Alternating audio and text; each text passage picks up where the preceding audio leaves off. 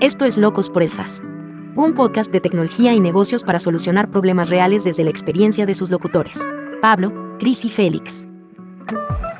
Invitado especial, Nicolás Justiniano, CRO, CFO y co-founder en Envíame. Víctor Hugo Ávila, CPO y co-founder en Envíame. Agradecemos a nuestros auspiciadores, Doomint, Zapping. Síguenos en nuestras redes.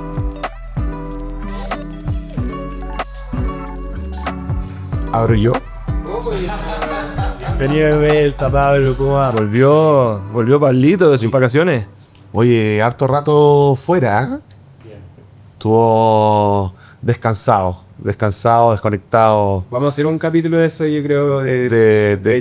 ¿Contar las vacaciones o...? O el fotarse. Claro, también. Viva Florencia. Oye, acá... Bueno, feliz de estar de vuelta. Feliz de estar de vuelta. No me echaron mucho de menos. Un poquito. Dicen que fueron los dos mejores capítulos. Sí. ¿Eso dice el público, producción? ¿Sí? ¿Fueron los mejores capítulos? Le han tirado flores. La han tirado flores. Por eso me preguntaba si haría yo, pues. Ya, Carlos. Bueno, bienvenidos a un nuevo Locos por el SaaS. Hoy día, como siempre, con tremendo invitado. Y mi vuelta viene con multitud. Primera vez que tenemos dos invitados al mismo tiempo, son 5. O sea, ¿tuvimos dos al mismo tiempo? Bueno, pero éramos 4, claro, sí, Félix. Así que sí, es primera vez que somos 5, nos quedamos cortos hasta el micrófono. Así que estamos aquí improvisando y estamos junto a Nicolás Justiniano y Víctor Hugo Ávila, cofundadores y C/TPROEO de Envíame. Una startup que me gusta mucho porque es de esas startups que lleva harto tiempo, que están ahí con el grinding de la época de nosotros, de que partimos también como bien contemporáneos, por así decirlo, y haciendo la pega como calladitos por atrás, como haciendo bien la pega. ¿Cómo están, chiquillos? Muy bien, Pablo, Félix, Cristian. Un tremendo gusto de estar acá con ustedes. Hola a todos, bueno, muchas gracias por la invitación, siempre entretenido conversar con dinosaurios del startup. Yo lo dije una palabra, una bonita, ¿verdad? Ya está. Lo tiraste romántico. Claro, yo tiraba romántico. Cada vez me siento más de lo antiguo, antes decía era el nuevo, el que estaba partiendo, ahora ya veo que somos de los antiguos, ya cada vez nos transformamos más en los dinosaurios de la industria. Oye, al igual que usted, nosotros somos 3 co-founders. Hay uno que está viviendo en México que si no habríamos ampliado más la sala. Sí. Oye, cuéntenos un poco, para contarle a la audiencia a qué se dedica Envíame y cómo ha sido la trayectoria un poco de... Bueno, Envíame parte, y hoy día es el corazón de lo que hacemos, es una plataforma o API que permite a los e-commerce o marketplace, a través de una sola integración, trabajar con múltiples proveedores logísticos de última milla. Con eso me refiero a Chile Express, Starker, 99 Minutos, Recíbelo, etc.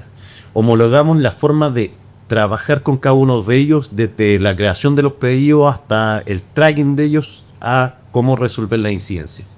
Y hoy día hemos ido creciendo esa máquina, ya no solamente tiene que conectar mi página web para hacer la distribución, sino también es como independiente del canal de venta, yo puedo homologar los procesos en la bodega para preparar los pedidos. Y cuando hablo de canales de venta me refiero a los marketplaces principalmente. Ya un guiño al principio de la descripción de nuestro servicio, digo e-commerce y marketplace, porque una de las verticales de negocio está muy enfocada en prestar servicio a los marketplaces. Marketplace logísticos nativos o marketplace logísticos que ya. O por ejemplo... Un marketplace nativo sería Falabella Marketplace, Vinio, Walmart, París, etc. Y un marketplace logístico sería una bodega que opera muchos e-commerce, o sería un e-commerce que también distribuye desde múltiples puntos de orígenes de los productos, como serían las tiendas. Perfecto. Ya, entonces tiene una capa tecnológica de servicio distinta a un e-commerce puro que tiene un solo origen. Oye, ¿cuántos años lleva Envíame? Envíame nace en octubre del 2016. Pero ahí no parte nuestra historia. O sea, nosotros partimos aprendiendo juntos el 2014.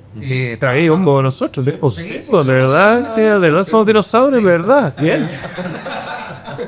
Pasa rápido el tiempo. En el 2014 estábamos trabajando juntos en una empresa logística gigante, estatal, hasta ahí ya en la Guerrero Chile. y un día Pero ahí se conocieron ustedes. Correcto. trabajando en el mismo equipo. Ya, Y perfecto. alcanzamos a trabajar. Acá hace poco no veo despidos masivos. Sí. Bueno, Saludo ahí al cartero que me lleva las cosas de Correos Chile, que es un grande. Me manda WhatsApp, me dice, le dejé las cosas aquí, me las escondo cuando no estoy. y es un universo lo que pasa con los correos del mundo, porque cumple una función histórica, social de conectar. Entonces, realmente ahí aprendimos cosas súper choras. Existe una rama de la ONU que agrupa los correos, que sea un costal universal, o sea, es casi una liga de la galaxia de los correos. También Es algo bien desconocido para las personas comunes y corrientes. Porque definitivamente. que te llegue un Correo Chile y no pagaste tú de Correo Chile nada, es como wow. Y bueno, y lo que pasaba con toda esta empresa es que obviamente las cartas ya se habían ido, las de entre personas, quedan las cuentas. Entonces era un mercado, un mundo en el cual el mercado estaba desapareciendo y se tenían que reinventar. Y el tema del e-commerce todavía no pegaba en esa época también. Estaba subiendo, era la promesa y era además el camino de la reinvención de esa industria. ¿Cachai? Entonces estaban todos mirando, ya, sabemos que nosotros vamos a morir. Y esto es súper interesante porque yo creo que a todas las empresas les puede pasar o les ha pasado en alguna parte, momento de su historia. Y ven, son capaces de mirar el mercado donde son más competentes para desarrollarse, pero dar ese salto puede que sea difícil o incluso imposible. Sí, gracias, claro. Sí, tal cual. Bueno, nosotros llegamos a esa misión, a transformar a través de un par de proyectos de innovación esa empresa en un actor relevante para el e-commerce. Y eso nos ayudó muchísimo a hacer insiders, a entender a los actores del e-commerce, a entender la logística del e-commerce. Nos terminamos enamorando de las problemáticas que existían ahí. Así que en 2014 renunciamos, postulamos a Startup Chile y fundamos nuestro primer fracaso. Bien. Sí.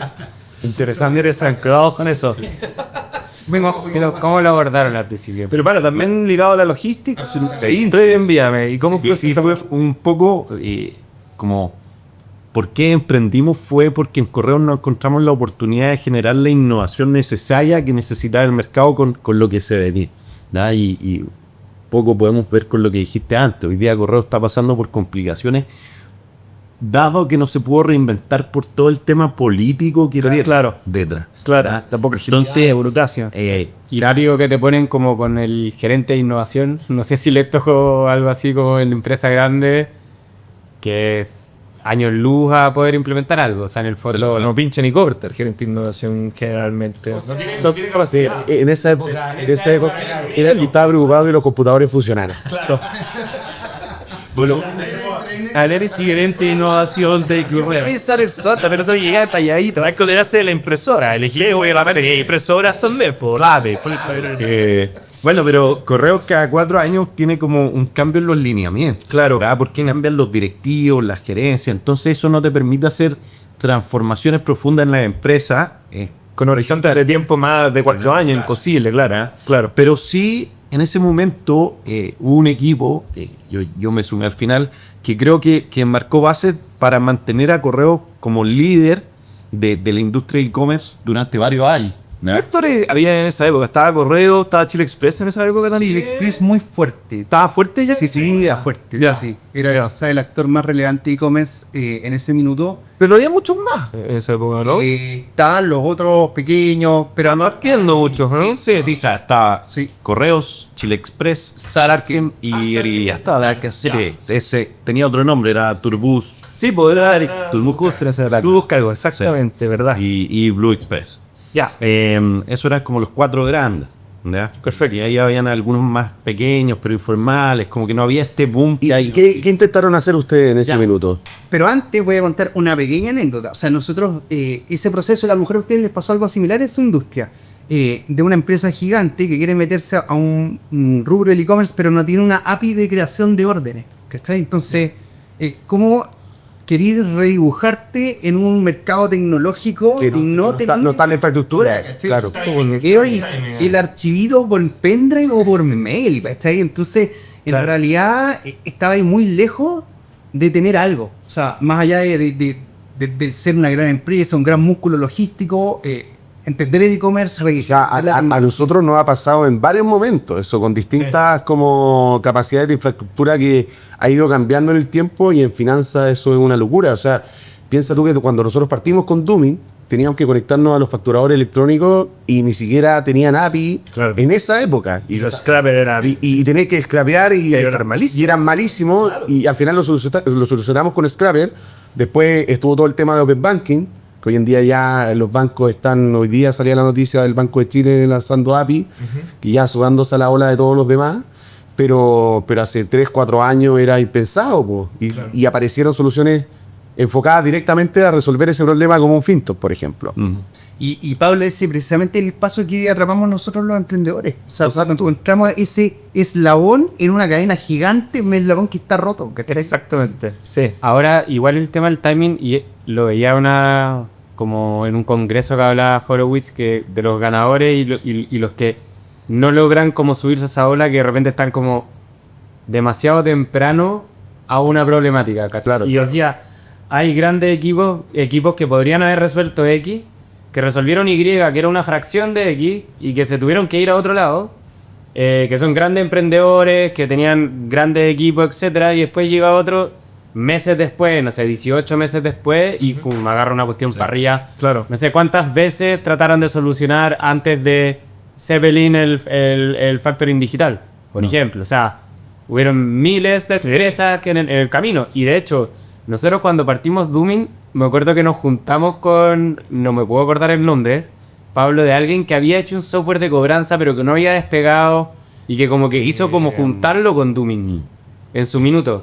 Y no era el momento. Incluso Dooming estaba anticipado para su época. Nosotros tuvimos una curva de comernos muchas, de pegar las cosas de palito, o quedarnos anichados en clientes con necesidades más básicas.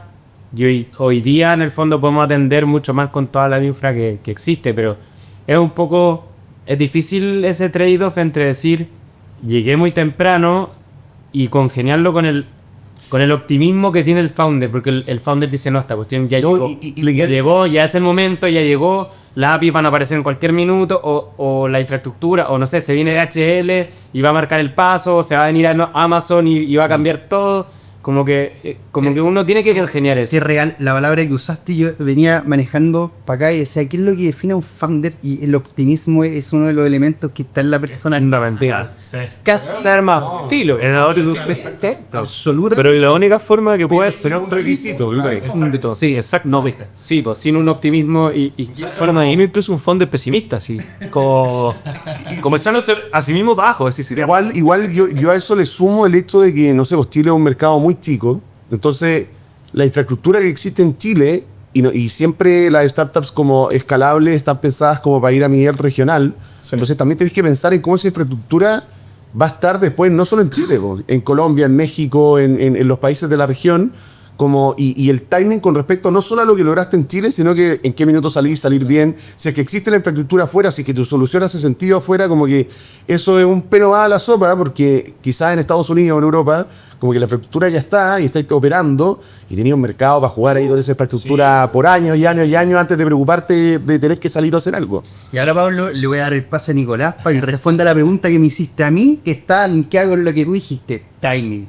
Eso, bueno, el primer emprendimiento que hicimos, y creo que el timing es una palabra que la hemos visto. Perdón, te voy a interrumpir un poco. A mí acá te lo hemos hablado en otros capítulos de la gente, y hemos hecho la invitación a emprender, y que emprender pueden hacer en cualquier minuto, y cualquiera puede hacerlo, siendo optimista, esperemos obviamente, pero ahí encanta ese punto como de inflexión, de cuando estáis trabajando en una gran empresa, etcétera, y tomar esa decisión de renunciar. No sé, las cargas que tenían en ese minuto ustedes. Hemos tenido invitados acá que lo han hecho incluso con 4 hijos en la espalda, y se han atrevido. Como, ¿qué descubrieron? Yo siempre hablo de como ir por la vida como un turista, como básicamente caminar por la calle viendo oportunidades, y ojalá aparezcan y uno diga, wow, aquí es donde está ese eslabón roto, ¿cierto? ¿Qué descubrieron dentro de Correos Chile? Hablaron un poquito que no había capacidad en una de esas de impactar dentro de Correos Chile, pero me imagino que ustedes renunciaron cuando vieron algo, aquí está la cosa, que después fracasó, o se reinventaron, pero ¿qué fue? ¿Cómo fue ese usted? A ver, yo creo que había muchas ganas, Ya. Y dijimos ya, hay infinitas oportunidades en esta industria que está creciendo a paso súper acelerado, no solamente en Chile en ese momento, sino en la industria, y veíamos que en Estados Unidos las compras online estaban disparadas, Amazon, etc. Y teníamos claro las distintas problemáticas, pero no cuál problema íbamos a atacar. Y ahí es como que nos fue, encontramos la solución y vamos con esto para adelante. Si no fue, mira, hay todas estas problemáticas interesantes, ¿cuál será la mejor para abordar? Y en eso llegamos a EasyPoint en su momento, que eran puntos de retiro de las compras online que se soportaban en negocios de bar. Como lo que hace el caballero hoy en día. Sí, hoy día lo hacen. Hoy día todos lo hacen. Todos lo hacen. Lo hace el Express, el Phone Express, Los casilleros. somos unos visionarios.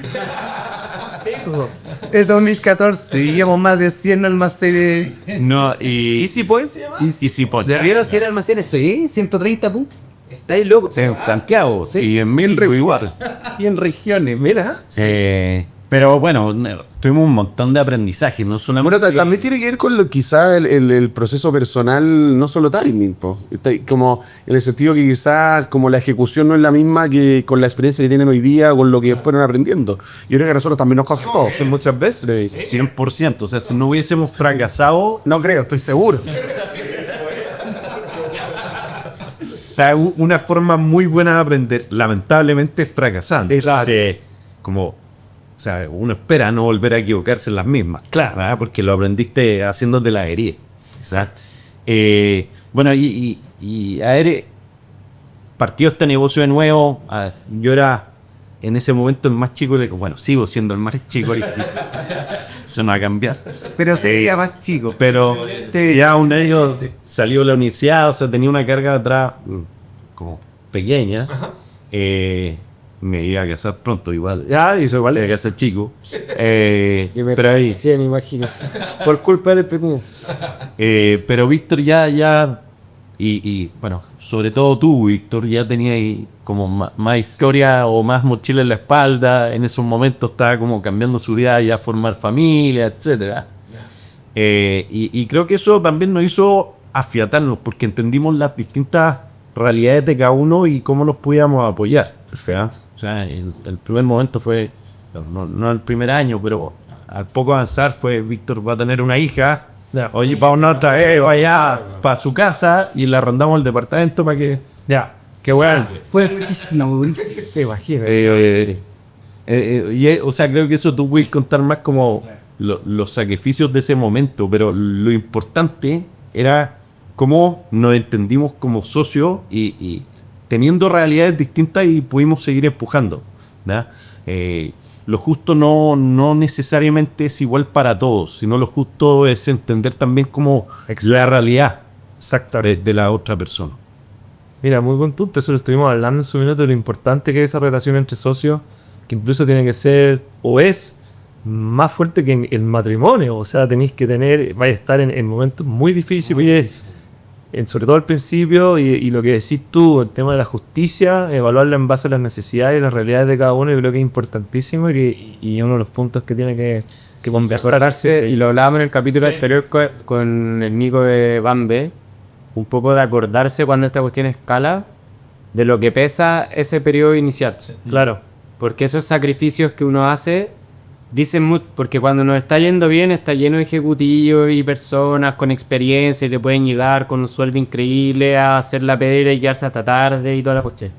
Pero cuando estáis poniendo, no sé, tu único patrimonio o tu como todo en ahí y lográis salir adelante, creo que como que es algo que te afiata mucho. Es como estos veteranos de guerra que vuelven y tienen algo que puede ser que para un cabro chico sea como, ya este viejo está hablando tonteras de la guerra de nuevo, pero es algo que te afiata mucho porque es durísimo. Y aquí estamos, hablando de la guerra. Son los traumas de... Son con traumas, pero es que todos sacrificaron algo. Sí. Es como algo fuerte, cada uno con su timing, con sus bemoles. Sí, claro. Pero, o sea, no es algo del inicio y te vaya bien, te vaya mal, creo que es algo constante, que uno tiene que entender a tu socio y ser empático con su realidad. Y eso es lo que te va a hacer como sobrevivir distintas etapas.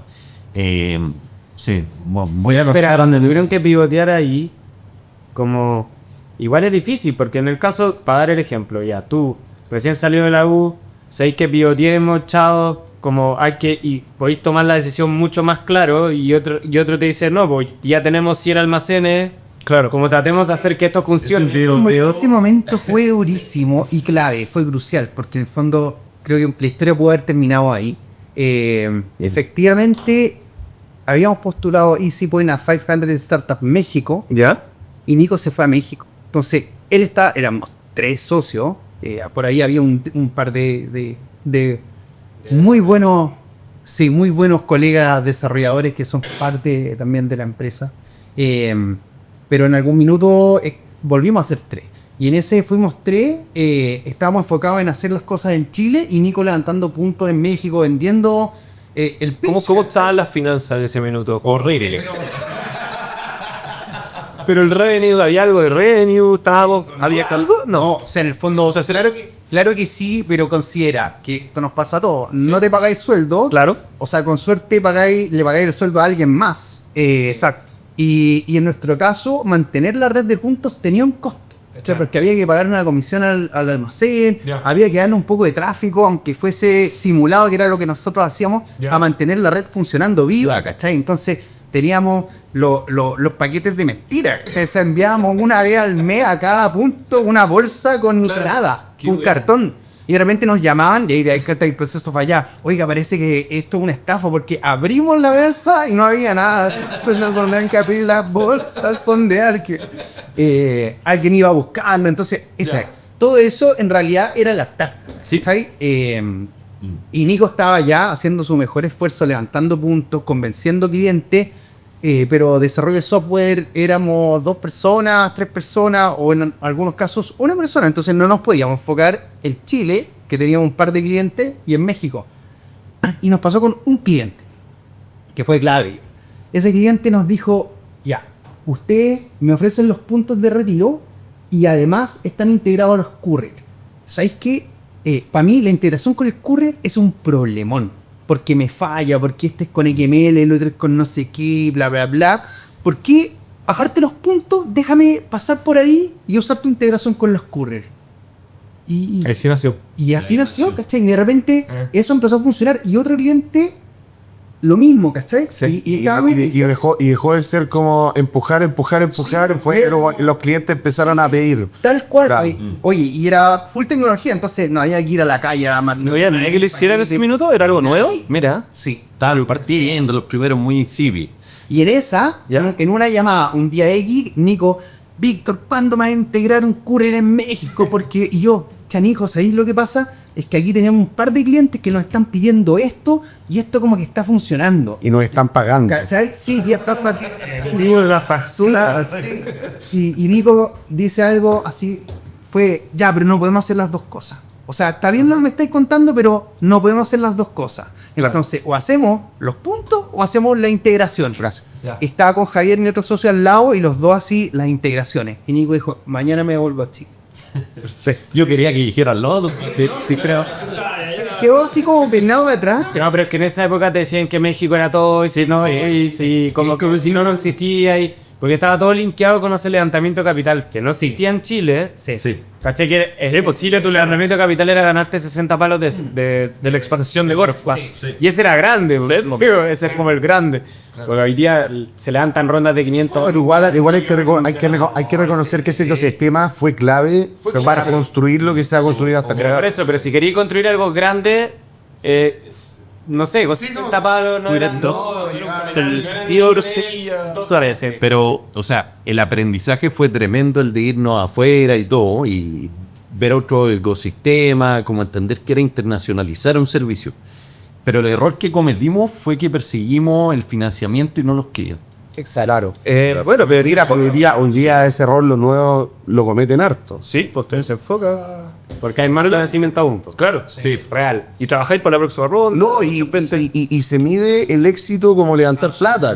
Que ese creo que es el error más garrafal. Exacto. Y de hecho ese fue nuestro primer aprendizaje grande, como para plantear las bases de la otra empresa fue ya, mira, le vamos a dar 6 meses. Pero esto no va a ser con financiamiento, va a ser booster. Perfecto. Y ese fue... Linda palabra. O sea, como que Bootstrap marcó la esencia de todo lo que iba a hacer Envíame para adelante en cuanto a su agresividad de crecimiento, en cuanto al Product Market Fit. Que Ahí está la respuesta a lo que yo dije cuando abrí el programa. Como de esas empresas que están haciendo la pega por atrás, que ya hizo. ella, claro. Tiene que ver con el self-tracking. Sí, tal cual. Y hoy día tal vez somos no tanto como de la farándula, como de mostrar, sino de validarnos con el cliente más allá que tener como La minería, si lo sé. tan pampos. Hoy yo empatizo mucho con la historia de ustedes, porque de hecho, bueno, Rindegastos nació, si no calcaba lo que les pasó a ustedes, muy parecido, de una reunión con un cliente, con un producto que está igual que ustedes en la B, con las finanzas negativas, y fue en una reunión en donde un subproducto, el mismo cliente dijo, ¿por qué no usamos esto para esto? Y así nació ese bichito, y después, bueno, lo probamos, y Rindegastos se transformó en lo que es hoy. Nos pasó con el Nico de Bambe, hacían lo mismo, como que un subproducto que hicieron para un trabajo interno, después ese producto se transformó en lo que es Bambe hoy. Entonces, es muy importante poder ver esas cosas, no enamorarse del producto inicial que tú comenzaste haciendo, que cuesta mucho desprenderse. De verdad, nosotros con Rindegastos seguimos con el... No es que votamos uno por el otro, sino que era tanto el amor que teníamos por el fracasado que seguimos como un año en paralelo. Sí.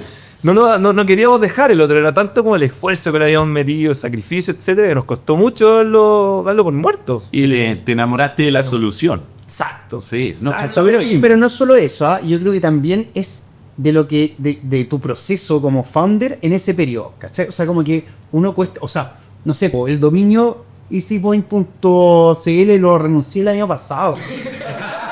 Fue así, como votar una carta, claro, ¿viste? Sí, sí, claro. El colegio. Oye, qué gran ejemplo. Es un proceso marcado por la emocionalidad también, ¿sí? Cuesta como founder también decir, voy a botar a la basura todos estos años de que le invertí a esta cuestión, ¿cachai? ¿Cómo no le pillo la vuelta? Ese optimismo, decir como, ¿dónde pillo la vuelta a esta cosa?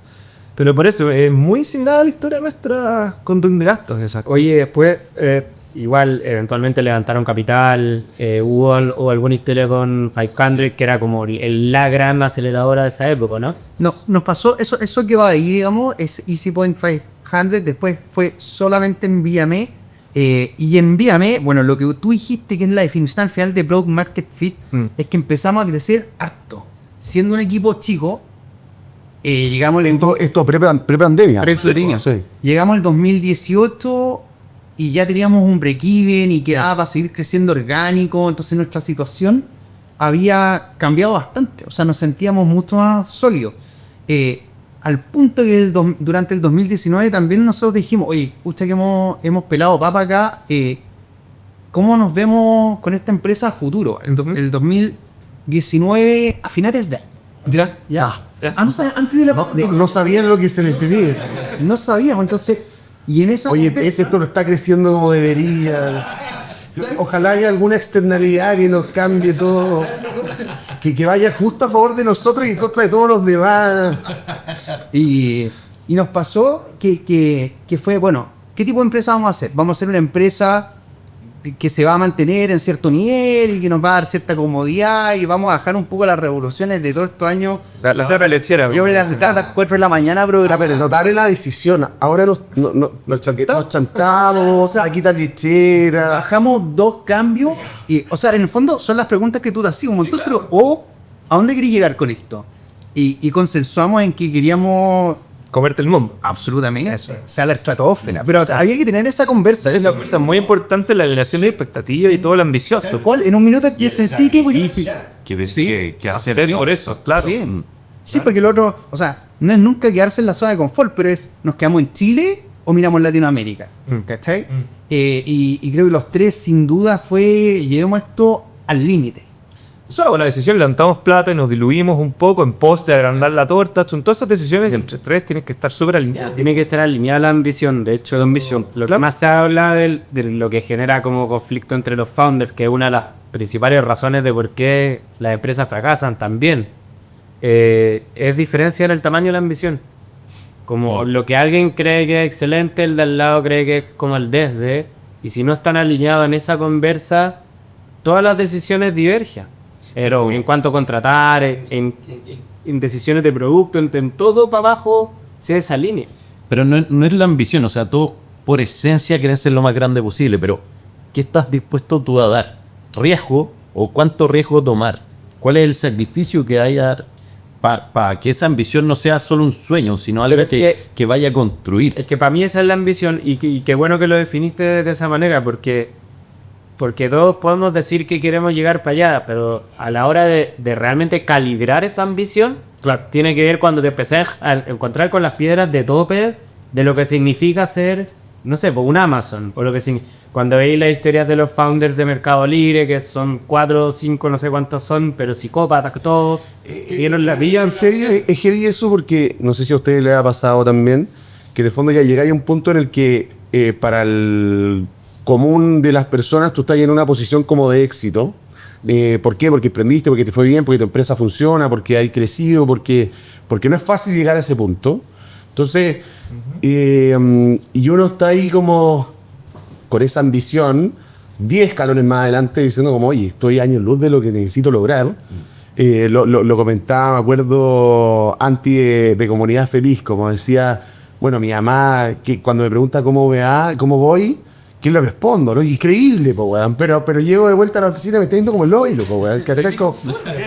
¿Cachai? Como, pero cuando me preguntan, oye, ¿cómo te ha ido en la pega? No, pero, puta, increíble, si tengo una empresa en 4 países, ¿no? Pero en la oficina las cosas están patas para arriba, pues, ¿cachai? Entonces, Siempre corriendo. y siempre corriendo. Entonces, creo que esa como capacidad que tenemos los emprendedores de como que están yendo a buscar es muy desgastante en base como a lo que las personas en general como que les cuesta entender el por qué o qué hay detrás de eso, como por qué seguir matándose, por qué seguir haciéndolo y qué tiene que ver con esta ambición y como con calibrar eso usted. Y yo creo que es sano calibrarlo cada cierto tiempo.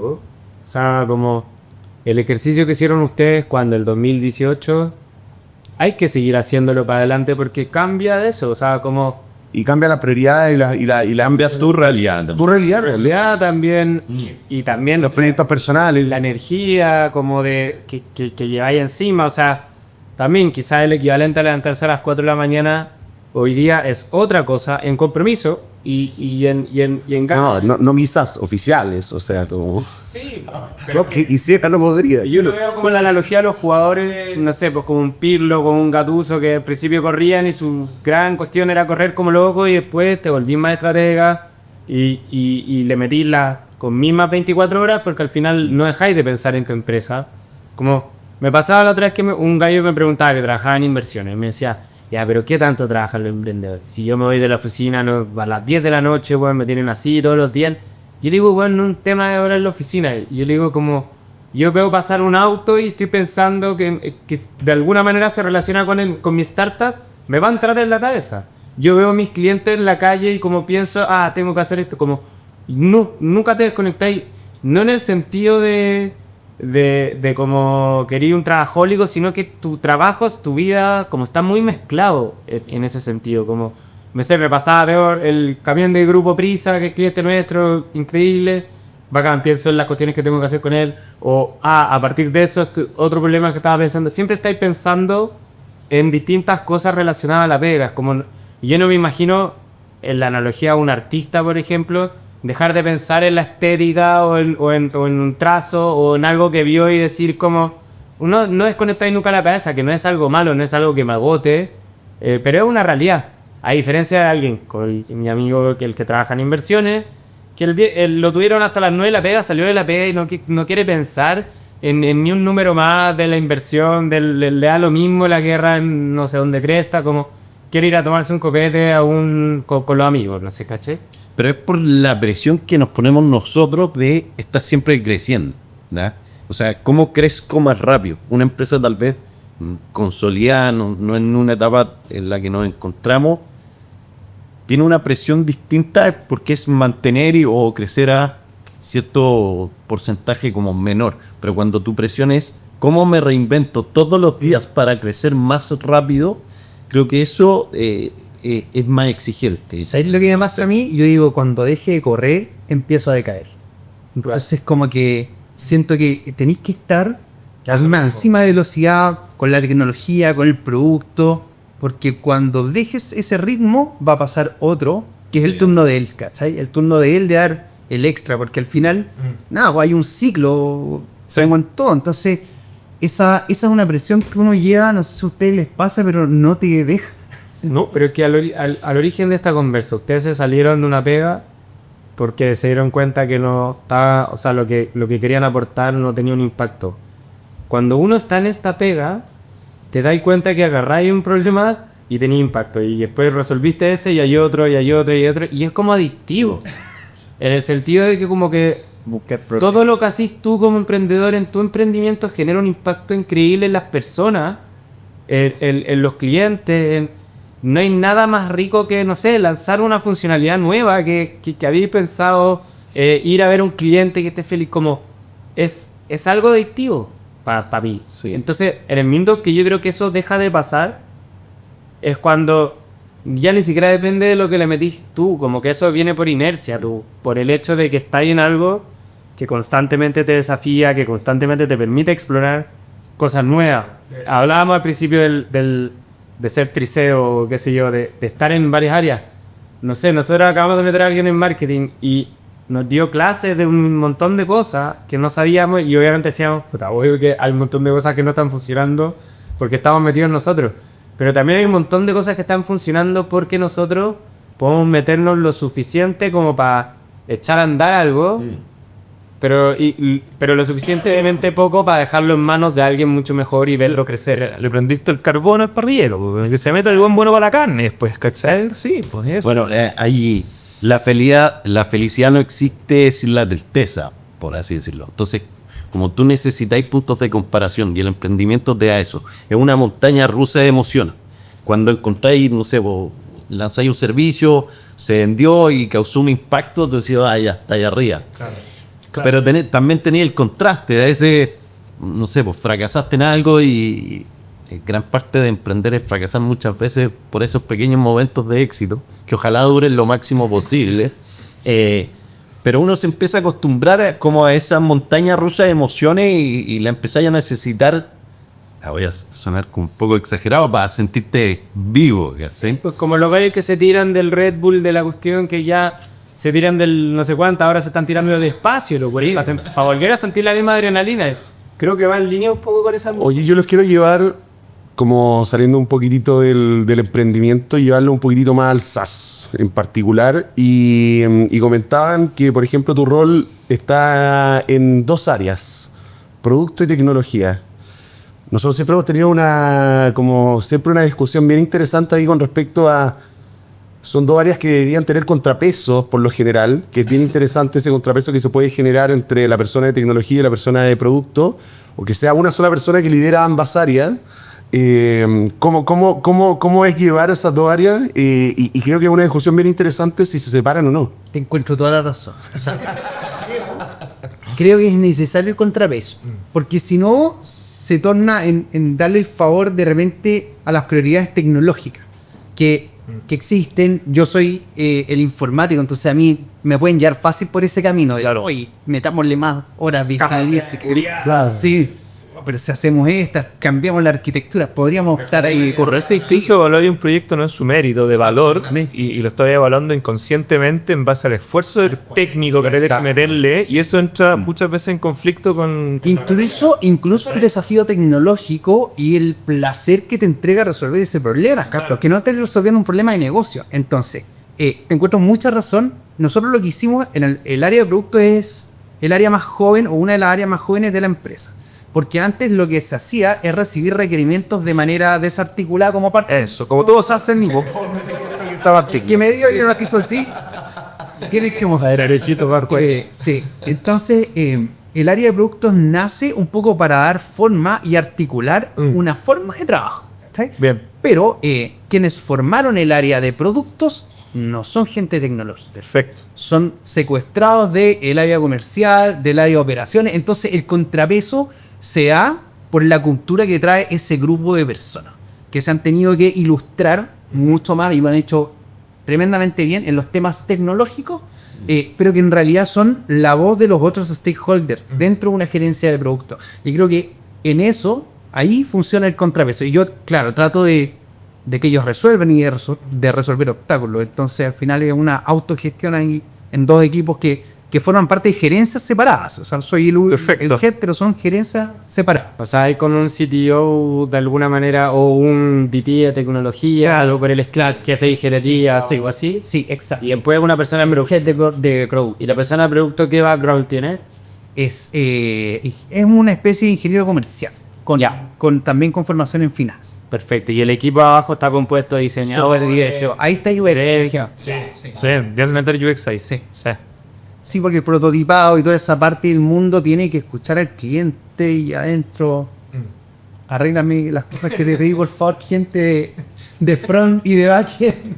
Sí, ¿En qué minuto? Porque, como bien dijiste tú, todos pasamos por esa etapa de estar ahí, como dice Félix, con la carta del viejito vascuero tomando requerimientos. ¿En qué minuto una startup ya debería como decir, oye, es momento de formalizar esto y separar? Y como bien dijiste tú, como es un área bien joven producto, yo creo que en todas las startups es un área que o se deja de lado y son los mismos desarrolladores que están resolviendo el problema desde el diseño hasta el front y el back, a formalizar un área de producto que se tiene que meter de fondo y estar más ligado al negocio que a la tecnología. Sí. Mira, no sé si existe esa fórmula, ¿cachai? No me siento con la calidad para dar esa recomendación, pero sí puedo decir que en nuestro caso, que éramos 3 founders, que la dirección de productos la estaba dando cada uno de nosotros en un aspecto.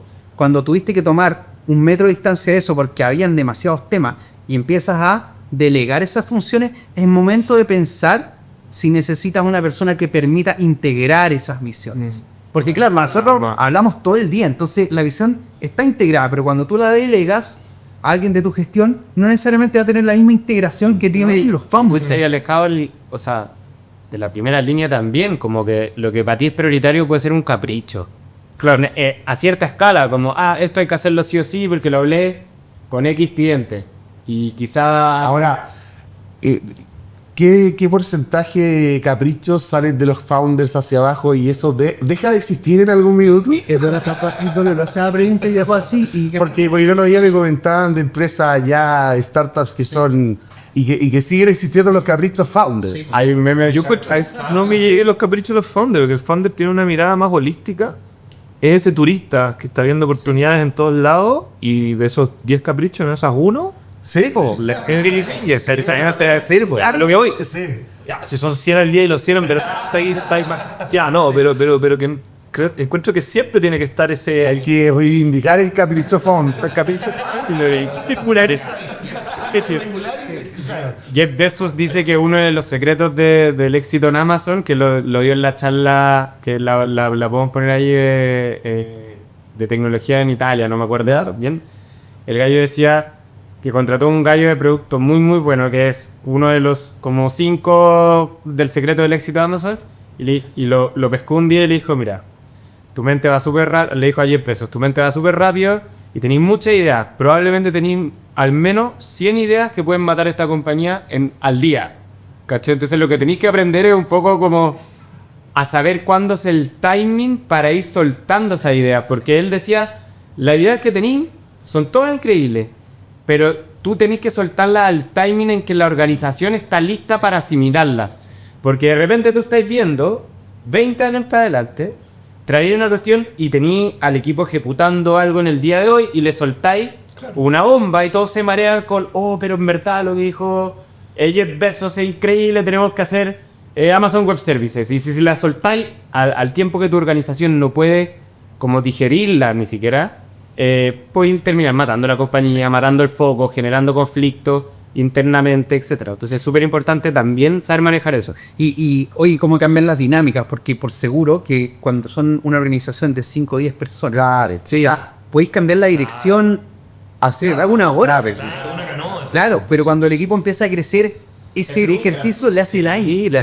Pero la clave de como que la dirección sea correcta, y creo que hay como casi un cliché, pero que vengan las ideas del cliente. Entonces acerca producto o toda la organización a las necesidades del cliente. Y mantente como en el barro, va a hacer que tengáis la visión correcta, porque si vienes del cliente es porque está dispuesto a pagar. Tenéis que limpiarlo, obviamente. Claro, sí, como sí. saber qué es lo que vale de verdad, y ahí es el juego. Pero no es sal a mirar solamente el mercado, sino habla con el cliente, métete a su bodega en nuestro caso y ve cuáles son las problemáticas que él está teniendo, y problemáticas que a veces ni siquiera las ve o las ve, ¿no? Y cuando tú te vayas a meter en su operación vas a decir, mira, esto lo puedo resolver, y generáis un valor. Claro, el tema a mí me pasa, bueno, hay que interpretarlo al cliente y hay que jerarquizar, pero también pasa un poco con que cada cierto tiempo necesitáis ciertas sacudidas en la organización, como por lo que decía Víctor, para no quedarte atrás. La sacudida que ustedes se pegaron era obvia, porque era algo que no estaba funcionando.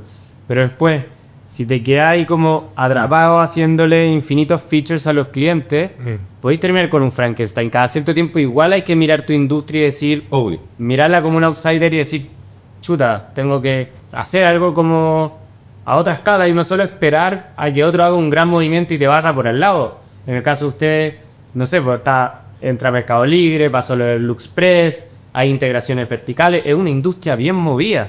O sea, en el fondo no solo estar pegado a la necesidad específica del cliente te puede sacar como de la visión de entender todo lo otro que está pasando, y hay que construir también para que cuando llegue ese momento un poco estén esos fierros, no sé.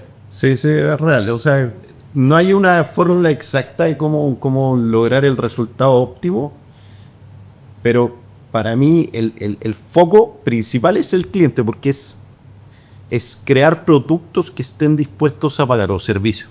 Ese es el síntoma de ser bootstrapeado. Está bien. Claro, porque en el fondo tú sabes que tu sustentabilidad se basa en estarle resolviendo un problema a tu base de clientes, ¿cachai? Entonces, yo creo que En la misma charla de Jeff Bezos, que de verdad muy buena, el gallo decía como, con una realidad tan cambiante como la tecnología, ¿en qué me puedo fijar? Y él decía, fíjate en las cosas que no cambian. ¿Cachai? Las preferencias pueden cambiar en el corto plazo las preferencias pueden cambiar, pero hay ciertas cosas como principios basales que no van a cambiar. Y él decía, por ejemplo, en 20 años más, no creo que alguien quiera un despacho más lento, o va a querer un despacho más rápido. No creo que alguien quiera como hablar con más intermediarios en vez de menos intermediarios. Entonces, como, si tú tomas tu negocio y lo llevas a esos principios, y trabajas siempre en dirección de esos principios como lineamiento, y pones en perspectiva lo que está llegando a los clientes, puedes llegar vaya a estar seguro siempre en algo que no está cambiando, y va a estar trabajando en una buena dirección en vez de estar corriendo para las contingencias del día a día. Sí, bueno, el otro día teníamos esta discusión en el sentido de que, como, qué tipo de innovación estamos haciendo o buscando hacer como organización, innovación disruptiva o innovación continua. Y bueno, es algo que seguimos conversando, pero la innovación disruptiva fue lo que nos hizo nacer, ¿ya? El servicio inicial. Y hemos creado innovación continua porque que va generando mayor valor, pero no quiere decir que como en el revenue que tú le vas generando a esa innovación continua sea menor que la que creaste inicialmente. Claro, sí, que son comparables el ROI de ambas. Y yo creo que siempre lo hemos conversado con Félix harto en términos de cómo ir optimizando la curva y pegarte un salto en la curva. Desplazamiento. El desplazamiento de la curva directo. Entonces, como yo creo que tiene que ser como un paso y otro paso, como un baile de las dos cosas. Tiene que haber innovación continua y siempre tenés que estar pensando en cómo vaya a mover la curva, ¿cachai? Como... pero la disruptiva también, o sea, una aguja en un pajar. O sea, no es algo que necesariamente vaya a encontrar. Yo creo que te encuentra a veces. Ahí también está el optimismo del Sena. No, y las grandes compañías generan una forma sistemática, no sé, con Mercado Libre, con Mercado Pago y con, claro, no sé, ya tienen flotas de aviones, y Amazon que al mismo tiempo lanzó AWS y Kindle, y trató de dar saltos como hay que también dedicarle, bueno, y muchas empresas después empiezan a pensar en áreas de money también, como formato para crecer hacia otra y conocer otra industria. Creo que el puzzle se va complicando, pero el desafío igual es entretenido. ¿Sabes? Sí. Hay que tener una pata ahí, o si no... Creo que en esa mirada también hay que reconocer que al final uno se acuerda de las victorias. O sea, nosotros hemos hablado de fracaso acá, pero cuando se trata de dar ese salto, algunos no van a funcionar. Y hay que estar dispuestos a eso. Porque al final es la misma historia de un emprendimiento. O sea, Exacto, pues te tenéis que, como siempre, por lo menos, pienso yo, mantener una mentalidad startup, tratando de no entrometerte, como decían ustedes, en los procesos que tú mismo seteaste, porque de alguna manera no podemos vivir todos corriendo, pero también parte de lo que te hace emprendedor tiene que ver con eso, como ser capaz de ver todo lo que está ahí, sacudirlo un poco, o crear por al lado, no sé, pasó con Steve Jobs 1000 veces, que tuvo que crear equipos separados para avanzar ciertas cosas. Sí. Y que después son evidentes con el éxito de esas nuevas comunidades de negocio, incluso con lo que partiste, puede terminar siendo algo que no te genera nada, incluso de retorno, pero te habilitó para entrar a resolver otros problemas. Bueno, y ahí entra la cultura. Cuando empezáis a crecer te das cuenta que tal vez como... ¿Cuántos son ustedes hoy día? 180. Full remoto. Full remoto, 11 países, 52 ciudades. Absolutamente remote first. Desde la pandemia. Y el tema como cultural dentro de la empresa ha tomado un valor ya, o sea, es de las cosas más relevantes que tenemos, porque eso te va a dar como la fuerza de que va teniendo la empresa. Ya no son solamente los fundadores los que van proponiendo soluciones, sino es un tema organizacional. Y eso te va a dar el que tú puedas lograr mejores soluciones o mejores propuestas. El que más personas estén pensando cómo hacerlo mejor.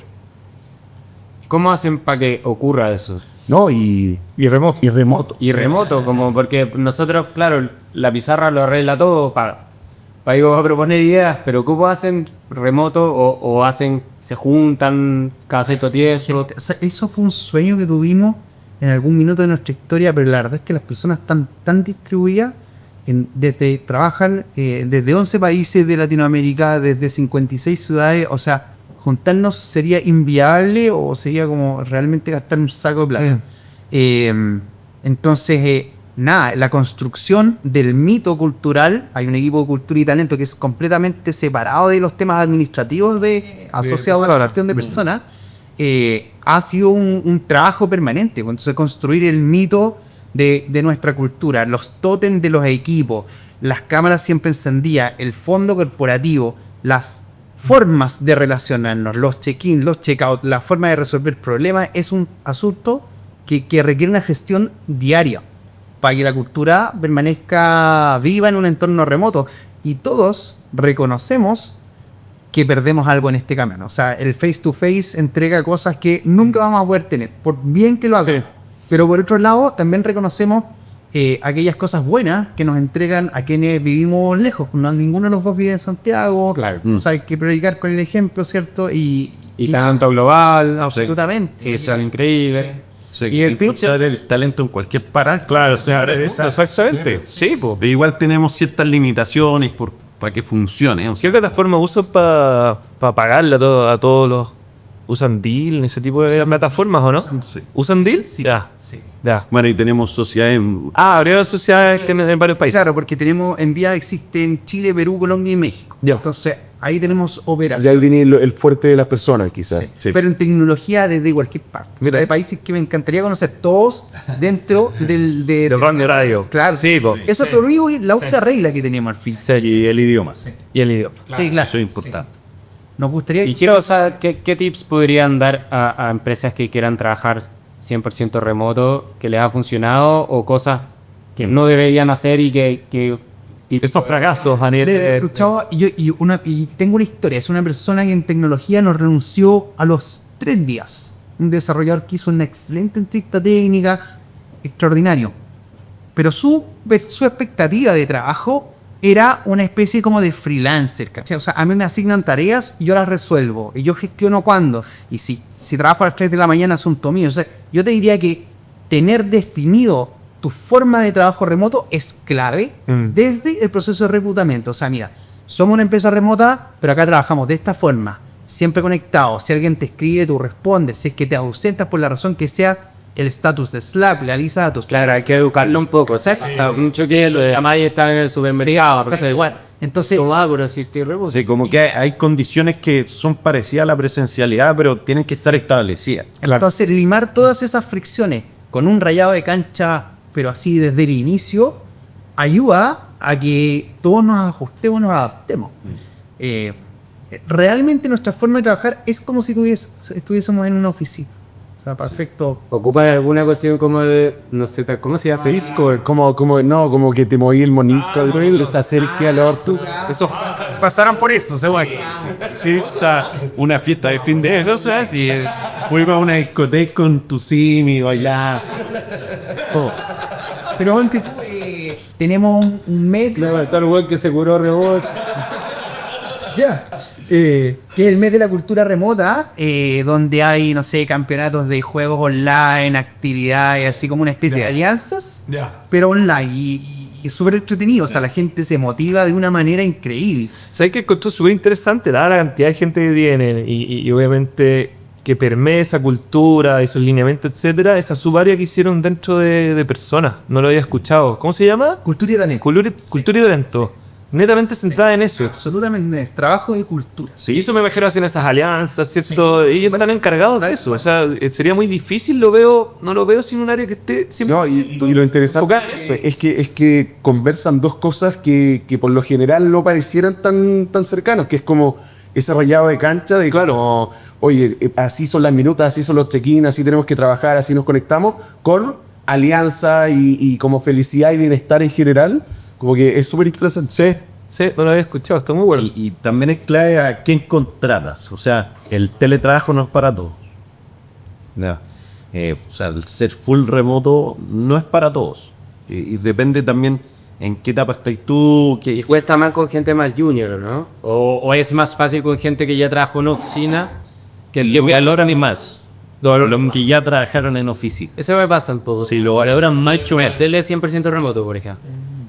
Lo veo la gente que estuvo prepa media, más senior y que trabajó en oficina, como ya estar trabajando frente a la playa, el otro es como, puta, dan el tiempo para, no sé, ir a surfear, ¿cachai? ¿Cómo no? Sí, sí. Por eso el que ya vivió la cultura presencial versus la remota y valora la remota, la cuida mucho. Es más fácil que la cuide mucho.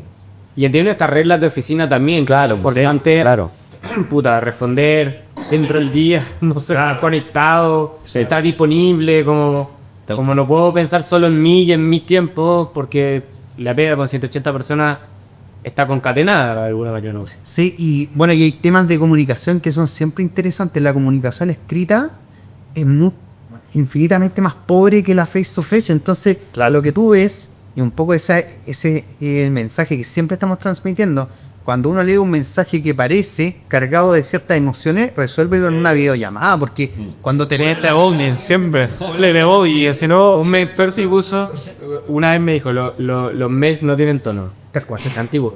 No existe tono. Como los mails son los mails, como si tú tenías algún problema con lo que te provoca ese mail, llama por teléfono activo. Sí. No hay otra, como el leer entre líneas en un mail cuando estés trabajando en remoto, apurado, más encima.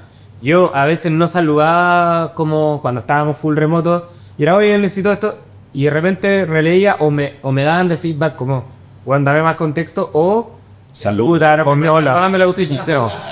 Claro. Puta, pero estamos remotos, estamos corriendo, también como que tenéis que entender que no te tengo mala por no decirte hola, ¿cómo estás? Esperar a que me respondas, como que es muy... Es loquísimo el hola, porque en el fondo uno tiene una conversación con alguien que es como un continuo, ¿cachai? Entonces, como que el otro día, y me podía ayudar con esto, pero pasó un día, y como que el hilo de la conversación no da cuenta de eso, de esos rituales humanos. Entonces, saludas. Oye, y con perdón, en línea con lo remoto, ya seamos una empresa full remota, pero a nivel de founders remoto, ustedes están entre ustedes, ¿cómo mantienen esa dinámica de founders, de socios de manera remota? Yo me acuerdo nosotros cuando tuvimos en la pandemia que nos fuimos full remote, ¿cierto? Pero nosotros como tres founders dijimos, nos arrendamos un cowork y vamos a ir los tres, y estábamos los tres ahí con mascarilla en el día a día, ¿cachai? En ese hustle. ¿Cómo lo han llevado ustedes adelante, esa relación de founder? ¿Cómo la mantienen viva? ¿Cachai? Porque, no sé, yo creo que el 90% de las interacciones con mis socios son de pasillo. Como, mira, como viejo, ¿qué pasó con esto? O viejo. Que ese pasillo no se pierde. ¿Ya? ¿Ya? O sea, a veces hablamos como ya, quiero trabajar conversando con alguien y tenemos esas interacciones de pasillo. ¿Pero qué instancias han definido? Tenemos instancias formales. ¿Ya no aquí en diario antes tú ni No, o sea, pero saluditos, yo no sé, estadísticas del día y como... Pero como accountability de cada uno de lo que hace. Es que tenemos reuniones nuestras, periódicas, una ventana grande de horas reservadas, así como temas founders, Ya. de lo que sea. Ya. Aparte de los boards, tenemos una ventana. Ok. Y Nico tiene esa dinámica que yo le digo, agéndame una reunión y él me llama por Slack, porque está ahí, Ya. que es el pasillo. Ya, Haz como que te abro la puerta y te pregunto Sí. algo, ¿cachai? Ahora, no un meet, el meet es más formato. Como, vamos a hablar de esto y le ponía hasta un título, pero esto de la llamada es, no sé, me ayudáis con esto, ¿qué pensáis? No sé qué. Entonces, hemos avanzado mucho en naturalizar esa forma de relacionar. Además que no vivimos, o sea, vivimos a una hora de distancia. Entonces, nada, creo que se da bastante la fuerza. Hay dos cosas, como el no tocar la puerta y entrar a la oficina es llama. O sea, Nosotros si hasta poníamos un emoji de bandera roja cuando no queríamos que alguien como que, claro, te abriera la conversa. ¿cachai? Como- ahí a veces me retan, como que dice, pregúntame si estoy libre. Y yo creo que las decisiones como más importantes las hemos tomado muchas veces,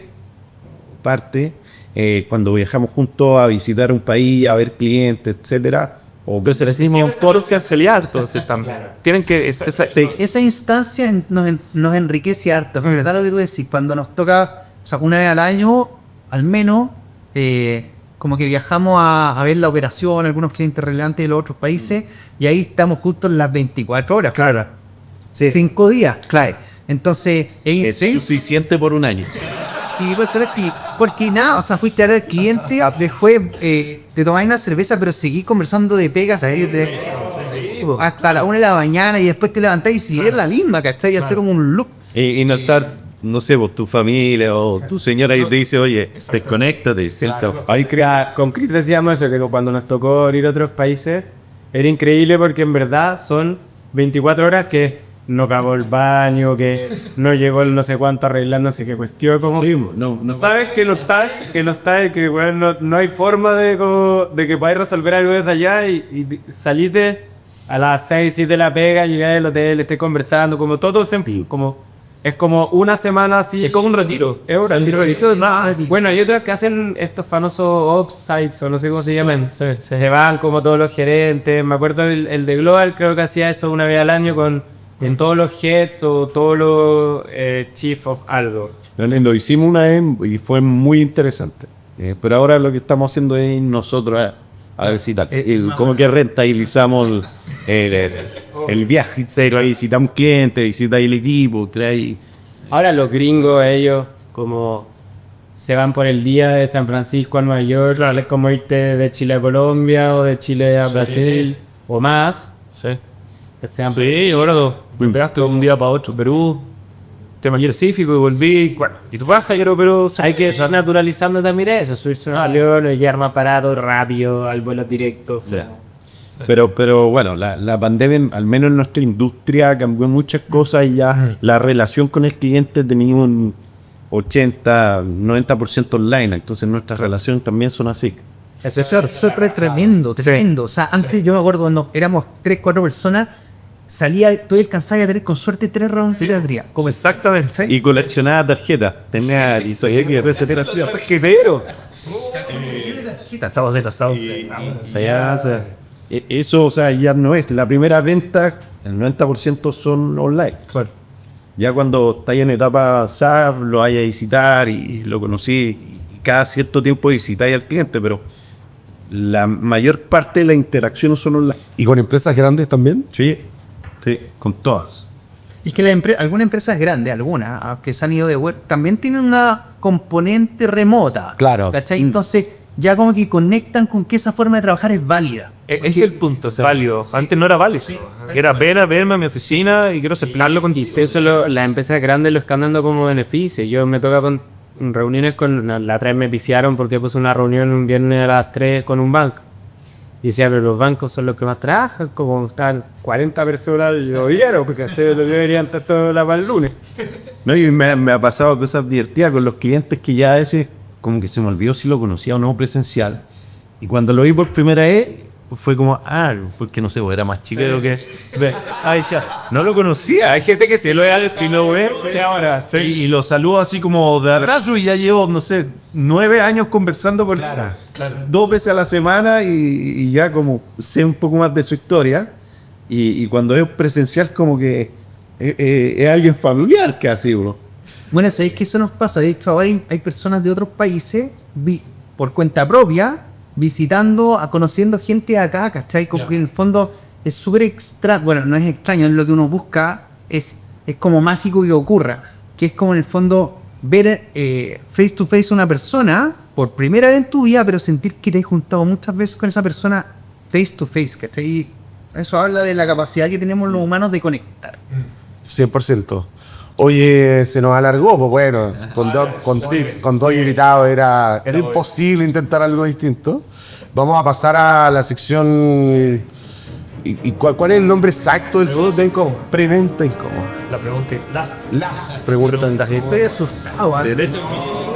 Ahora está sonando, ahora por atrás está sonando Shark Tank. Esto es como al piso lado. Sí. Tiene que tocar igual está esto, pero en verdad que hay seco igual. No, A ver, voy. Más. ese es un slime. El terror de las casas con los niños chicos, el slime. Vamos a ver qué tanta incomodidad vamos a encontrar aquí. Han estado suaves las preguntas. Yo me voy a preparar voy a meter mano para las siguientes, a poner unas más. Hubo proceso esta vez, yo lo vi. Gracias. Pero nosotros no pusimos. ¿Qué tanto les preocupa que el costo de adquirir un cliente nuevo sea superior a su valor de por vida? A ver, esto es algo que miramos todos los días. Miramos que efectivamente el costo de adquisición, básicamente como todo el esfuerzo comercial, sea superior al valor de por vida. Ahora, para nosotros el tema, aquí tiene matices, pero siempre estamos mirando el churn de cada segmento. Yo diría que, y aquí no sé, Nico, tú respondís después, pero considero que nunca nos ha pasado que nuestro costo de adquisición sea mayor que el costo. El lifetime value es... O sea, a mí, Sí. y espero que nunca nos pase. Sería dolorosísimo. ¿Tienen tragos que no son rentables, por ejemplo? Como estrategia así de expansión, ¿han evaluado ese tipo de cosas? No, pero tenemos tramos, los segmentos más pequeños que incluso nosotros no nos vamos a buscar al mercado, que realmente se nos cuela. Como inbound, así. Claro, que tienen un churn más elevado del que nos acomoda. Perfecto. ¿Sabes? O sea, son clientes que de repente buscan precios, están en otra.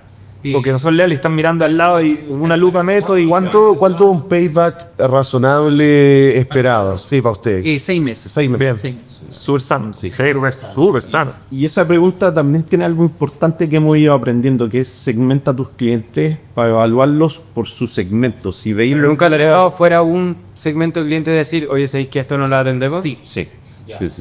Pero el costo de adquirir un cliente es o los números que tenéis como de churn es segmentado a ese tipo de cliente. Entonces, si lo veis como a nivel general, te va a esconder información.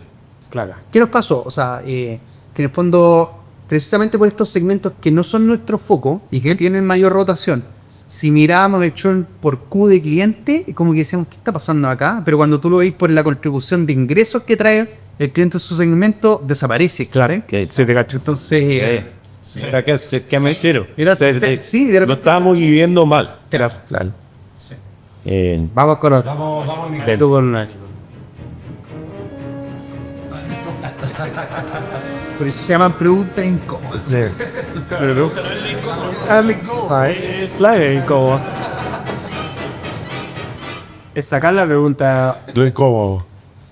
¿Cómo evitan la tentación de prometer a los clientes algo que finalmente depende de un tercero para cumplirse? Ah, estoy hablando como de sus partners en una de esas. Sí. Nivel de couriers.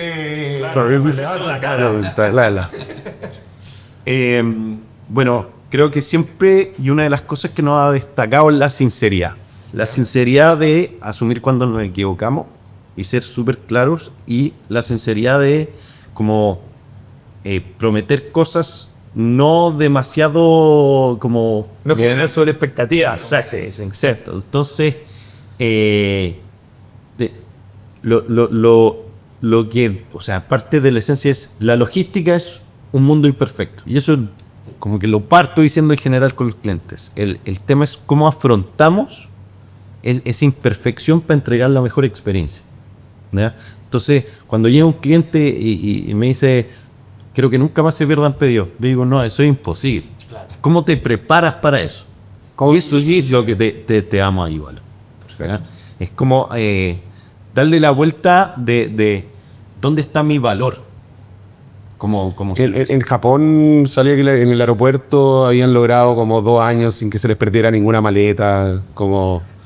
Los japoneses quizás lo pueden llegar a resolver. Los japoneses, malas cosas son de limpiar hasta el estadio.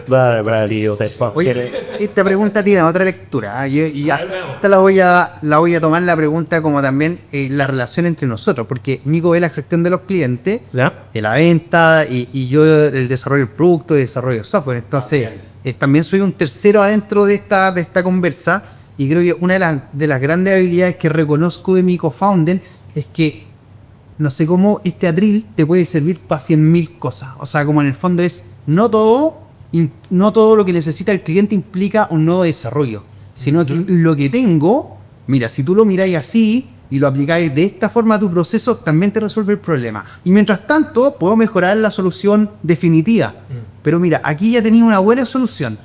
Y creo que eso también es una habilidad, ¿sabes? Totalmente, sí.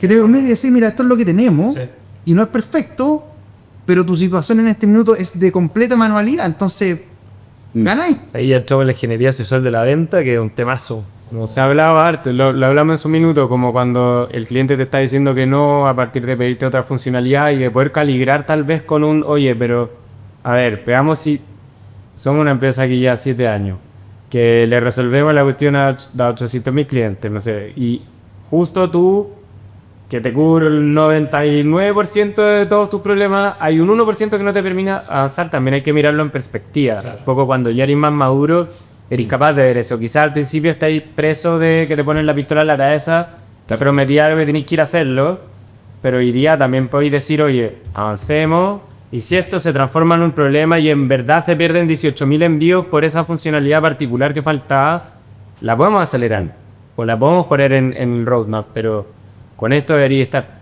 Como también los clientes no conocen lo que es operar con tu plataforma. Quizás ese problema no existe hoy día, que no está tu plataforma. Tú una vez con la plataforma dentro, ese problema desaparece. Sí, tiene que ver también como con la confianza. Y aquí le voy a dar el foco correcto. Es el cliente te puede pedir 100 cosas que quiere, porque tiene un riesgo de implementar tu solución, y te va a pedir 100 porque dice, ya ver, el riesgo versus el beneficio puede ser mayor si tiene el 100, pero y en su cabeza está dispuesto a tomarlo si tiene esas 100, pero en la realidad con 50 ya estaría... viene un upgrade.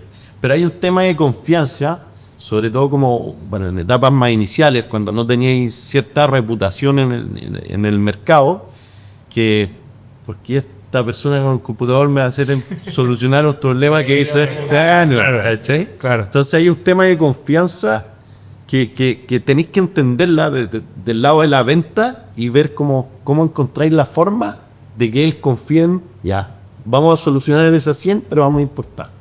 Oye, yo tengo una pregunta en relación como a esas expectativas. Ustedes son el punto de contacto con el cliente final, pero también tienen que orquestar couriers, tienen que orquestar varios partners abajo, que me imagino que el cliente de ustedes no se comunica con ellos, es todo a través de ustedes, ¿o no? Sí, que tenemos 2 modelos de negocios principales. ¿Ya? Uno que llamamos distribución, que es negociamos condiciones y precios especiales con cada uno de los couriers, por el agreement que tenemos. ¿Ya? Y eso lo traspasamos a nuestros clientes. Ok. ¿Ya? y nos hacemos responsables de la distribución de cada uno de los paquetes frente a nuestros clientes. Ya. Y esa relación con esos inputs, pues no es simple, está apalancado, por así decirlo, en un servicio que no depende de ti, pero es terrible, porque aparte en un mundo imperfecto. Dejamos de ser 100% SaaS. ¿Por qué te lo pregunto? Porque nosotros en Duty también estamos en ciertas verticales de negocios súper apalancados en partners, que son desde los fierros donde pasan las lucas, ¿cierto? Etcétera, pero no es un negocio imperfecto, no hay nada más perfecto que las lucas, que se mandan 100 de acá, que lleguen 100 allá. Ustedes viven en un mundo imperfecto, lleno de problemas, desde accidentes de tránsito hasta quién sabe qué. Entonces, ¿cómo manejan eso? Que no son pocos los... Sí, bueno, ese es uno de los desafíos de ese modelo de negocio o de esa vertical. Es como mostrarle al cliente que lo hace mejor con números y cambiar la percepción, porque a veces se quedan con la percepción. Y entregamos las herramientas para que tengan una visión más macro. Y lo llevamos a eso, porque se pueden quedar con el último caso que les pasó, que dejó la embarrada en redes sociales porque se perdió un pedido. ¿Ya? Era un caso de 10.000. Claro. Pero el cliente está ahí. No me solucionaste eso, no me solucionaste esto. Sí. Yo antes lo hacía con no sé quién y me funcionó mejor. Entonces, ¿cómo lo sacamos del micro al macro? Ya, Y al final nuestra solución tiene valor cuando tú ves el macro. el macro.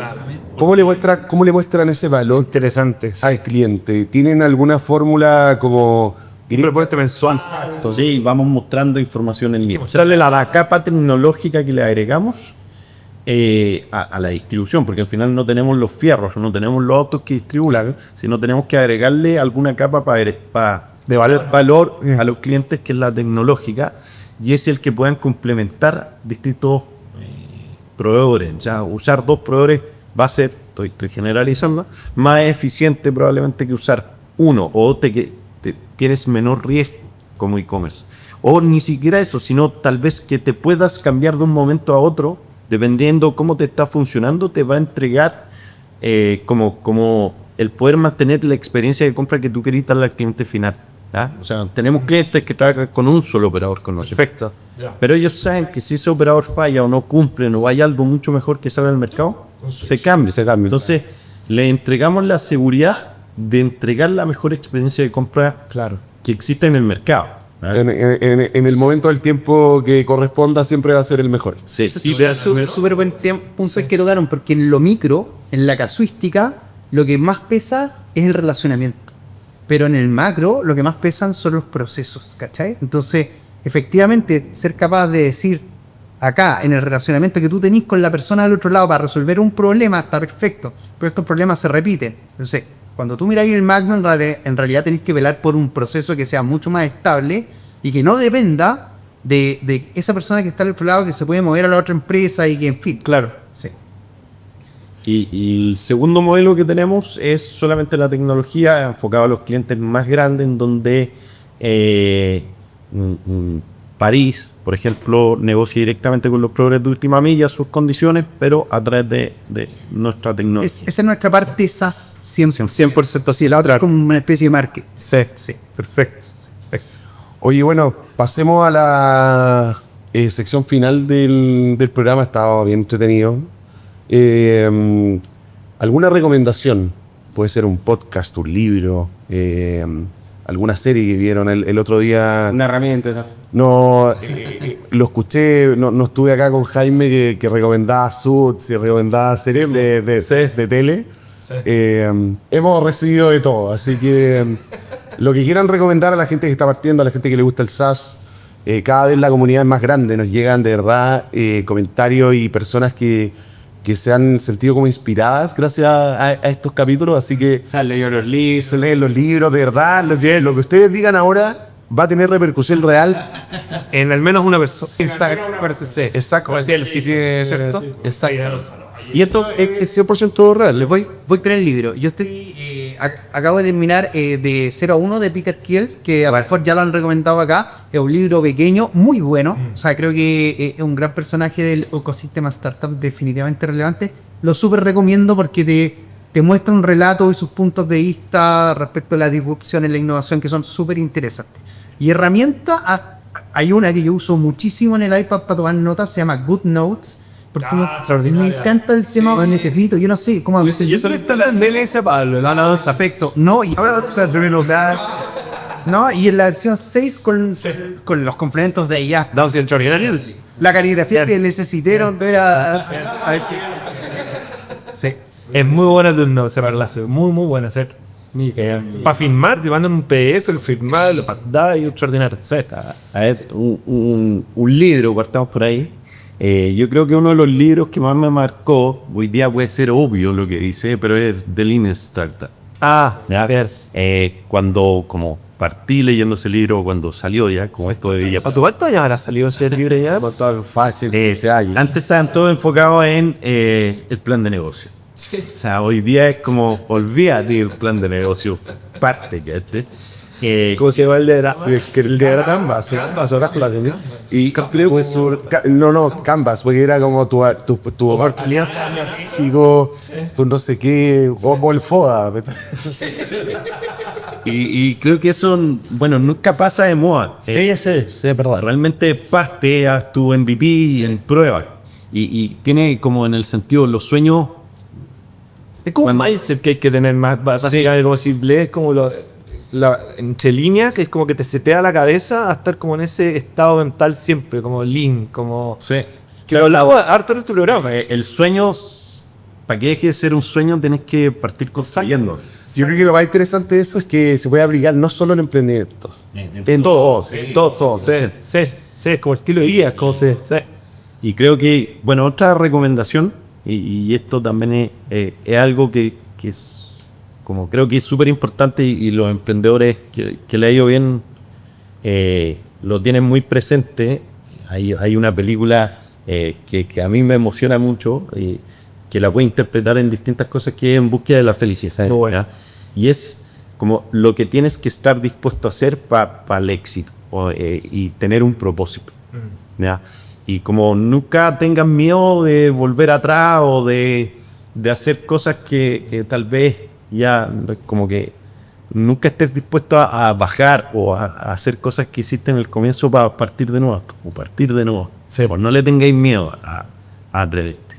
Oye, el propósito es un temazo. Nosotros, de hecho, bueno, con el tiempo hemos ido de alguna manera formándolo, etcétera. La escena de Will Smith cuando les toca dormir en el baño, en el metro. Y siempre lloro cuando veo esa... ¿Cuál es el propósito de Envíame? ¿Lo tienen? Qué buena pregunta. ¿Lo tienen bajas? Sí. Bajé. Creamos tecnologías que innovan la logística, explorando más allá de lo imaginable para entregar experiencias extraordinarias. Y cada parte de esa construcción, que fue una construcción dolorosísima, momento doloroso hicimos un taller entre los tres cosas para y un sentido ahora eso más que lo que es total, porque en el fondo creamos tecnología y esto siempre se lo menciona al equipo. Yo creo que el ser humano se realiza en la expresión creativa y por eso no es desarrollamos software, creamos tecnologías porque en ese proceso nos realizamos como personas. También entregar experiencias extraordinarias porque en el e-commerce la expectativa se cumple con la entrega del producto. Claro, la típica curva de valor que pagaste y empieza como a decaer y... No, total. Y explorar más allá de lo imaginable, bueno, en todo ámbito de la vida, creemos que la exploración es el camino de los founders. Más allá de lo imaginable, como esta mirada autocrítica, siempre cuestiónate, sal de los límites en la logística, en la parte como fea de e-commerce, porque es donde las cosas fallan. Claro. Entonces, ¿cómo transformo este espacio de dolor en la experiencia extraordinaria? Entonces, como bueno, tiene todo un relato ese propósito. Como nos volvemos la parte sexy del e-commerce. Oye, buenísimo. Bueno, Félix, Chris, palabra al cierre. No, súper entretenida la conversación, empatizo con hartos de las cosas que he conversado, que creo que los caminos que hemos recorrido como dinosaurios no son muy distintos, así que súper chulo, estuvo bueno. Muy, muy bueno, muchas gracias Víctor Hugo, Nicolás, ha estado de verdad muy entretenido, así que nada, pues para mí esta vuelta estuvo muy buena al Locos por el SaaS, ya lo estaba de menos, así que nada, pues nos vemos en otro Locos por el SaaS. Sí, gracias por el chao.